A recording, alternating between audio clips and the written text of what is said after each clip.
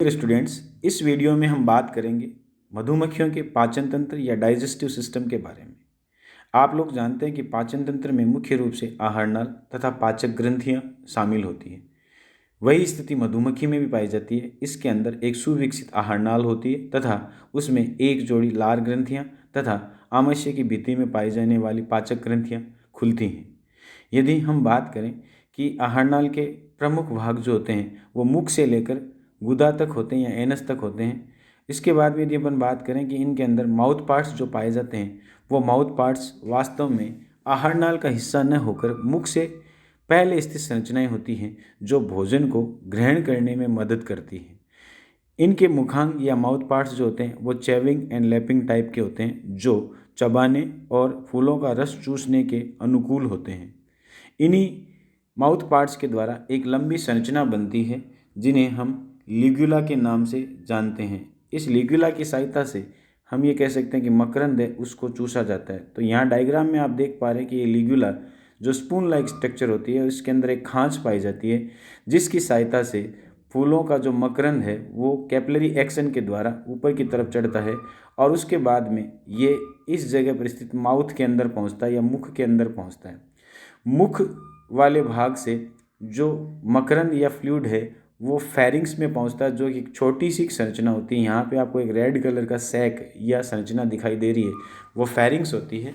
और इस फेरिंग्स की चूसण की क्रिया या सकिंग एक्शन जो होता है वो मकरंद को ऊपर खींचने में सहायता करता है। फिर उसके बाद में डायग्राम में आप देख पा रहे हैं कि एक लंबी नली जैसी संरचना है, इसे ईसोफेगस कहा जाता है या ग्रसिका कहा जाता है। आप लोग ये देख पा रहे हैं कि ये हेड रीजन से पूरे थॉरेक्स रीजन में ये ग्रसिका या ईसोफेगस है वो फैली हुई होती है। फेरिंग्स के द्वारा जो मकरंद या फ्लूइड चूसा जाता है वो हम कह सकते हैं कि इस ईसोफेगस के द्वारा आगे बढ़ता है और ये एक गोल संरचना आपको यहाँ दिखाई देती है। इसे हम क्रॉप या अन्नपुट के नाम से जानते हैं। क्रॉप या अन्नपुट है, इसको हनी सैक या मधुकोश के नाम से भी जाना जाता है और इसके अंदर मकरंद को इकट्ठा किया जाता है या जो तरल मक्खियाँ चूसती हैं उसको इकट्ठा किया जाता है। इसमें एक जोड़ी लार ग्रंथियाँ, इस जगह आप देख पा रहे हैं ये लार ग्रंथियाँ यहाँ खुलती हैं और इन लार ग्रंथियों की लार इसके अंदर मिलाई जाती है। जब मधुकोश के अंदर मौजूद मकरंद के अंदर लार मिलाई जाती है तो रासायनिक परिवर्तनों के द्वारा ये जो मकरंद है वो शहद में परिवर्तित हो जाता है और इस शहद को वापस ईसोफेगस से होते हुए मधुमक्खियाँ फेरिंग से ला करके इसे वापस मुंह के द्वारा बाहर की तरफ उगल देती है और कोष्ठक या चैम्बर में उसको सुरक्षित रखती है। ये कोष्ठक या चैम्बर हम कह सकते हैं कि हनीकॉम्ब के अंदर पाए जाते हैं, वहाँ पर ये जमा करती है।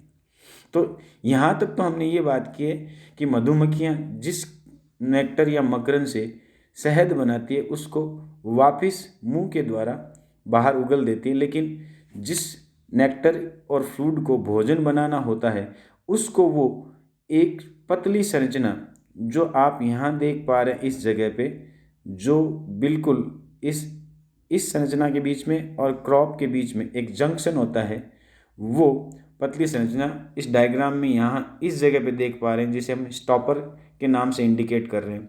वास्तव में ये प्रोवेंट्रिकुलस होती है।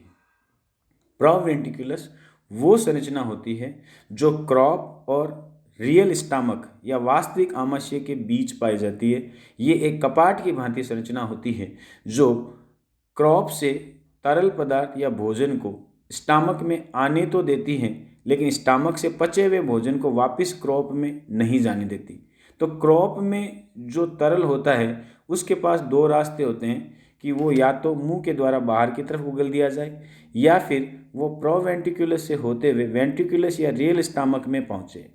तो जैसा कि हम आमतौर पर सुनते हैं कि शहद जो होता है वो मधुमक्खी की उल्टी होता है या वॉमिट होता है, वो एक मिथ है या झूठ है, क्योंकि उल्टी या वॉमिट जो होती है वो स्टमक में जो अधपचा भाग होता है या अधपचा भोजन होता है वो बाहर आता है, जबकि हम ये कहते हैं कि स्टमक और क्रॉप के बीच में प्रोवेंट्रिकुलस पाया जाता है जो स्टमक से वापस भोजन को इस क्रॉप में आने से रोकता है।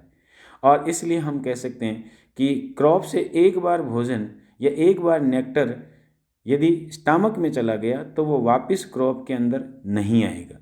उसके बाद में यदि हम बात करें कि प्रोवेंट्रिकुलस के बाद जो संरचना मधुमक्खी में पाई जाती है वो संरचना स्टामक या डाइजेस्टिव स्टामक या फिर उसको हम वेंट्रिकुलस के नाम से जानते हैं।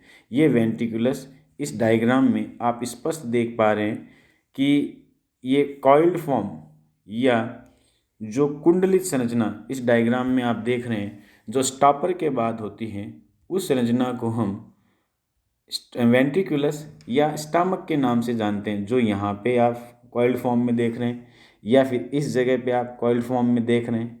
तो ये जो है वो रियल स्टामक या वास्तविक आमाशय है वो माना जाता है। उसके बाद में हम ये कह सकते हैं कि मधुमक्खी के अंदर ये जो स्टामक वाला भाग होता है, इसी स्टामक वाले भाग के अंदर भोजन का पाचन होता है, क्योंकि इसके लिए स्टामक की वॉल या दीवार पर पाचक ग्रंथियां पाई जाती हैं और ये पाचक ग्रंथियां पाचक रस स्रावित करती हैं जो भोजन के अंदर मिलाया जाता है और भोजन का डाइजेशन है वो किया जाता है।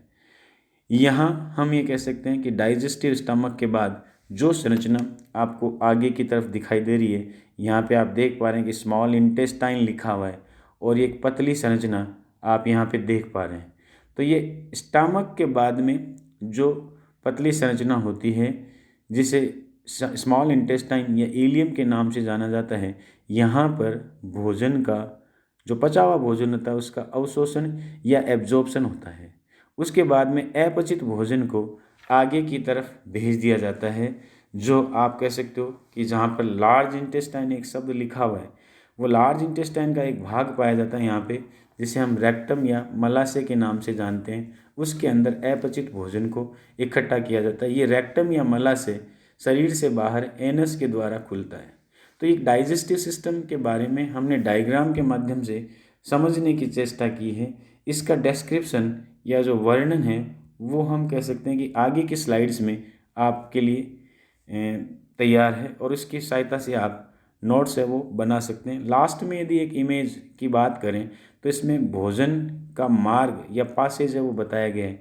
यहाँ पे आप ये देख पा रहे हैं कि भोजन माउथ के थ्रू ईसोफेगस में आता है, ईसोफेगस से फिर क्रॉप में आता है। क्रॉप जिसे अपन ने हनी स्टामक या हनी सैक के नाम से जाना था, उसके अंदर इस नेक्टर से या फ्लूइड से हनी का निर्माण होता है, जो वापस इसी मार्ग से होते हुए माउथ के थ्रू शरीर से बाहर आता है। तो यहाँ आप जो एरो देख रहे हैं वो एरो रिवर्सिबल का चिन्ह है, वो साइन बता रहे हैं। और ये रिवर्सिबल जो चिन्ह है वो ये बता रहा है कि भी भोजन किधर भी जा सकता है, आगे से पीछे या पीछे से आगे, लेकिन ये क्रॉप से माउथ तक है। लेकिन क्रॉप से जैसे ही भोजन स्टामक या प्रोवेंट्रिकुलस से होकर के स्टामक या वेंट्रिकुलस में जाता है, तो उसके बाद में भोजन वेंट्रिकुलस से होते हुए इलियम और इलियम से फिर हम ये कह सकते हैं कि ये भोजन है वो रेक्टम के थ्रू अपचित रूप में एनस के द्वारा शरीर से बाहर निकाला जाता है। तो ये एक पैसेज या मार्ग है जिसके द्वारा भोजन का जो दिशा है उसको बताया जा सकता है। उसके बाद में अगले वीडियो में हम बात करेंगे कुछ और तंत्रों के बारे में। इस वीडियो में इतना ही। धन्यवाद।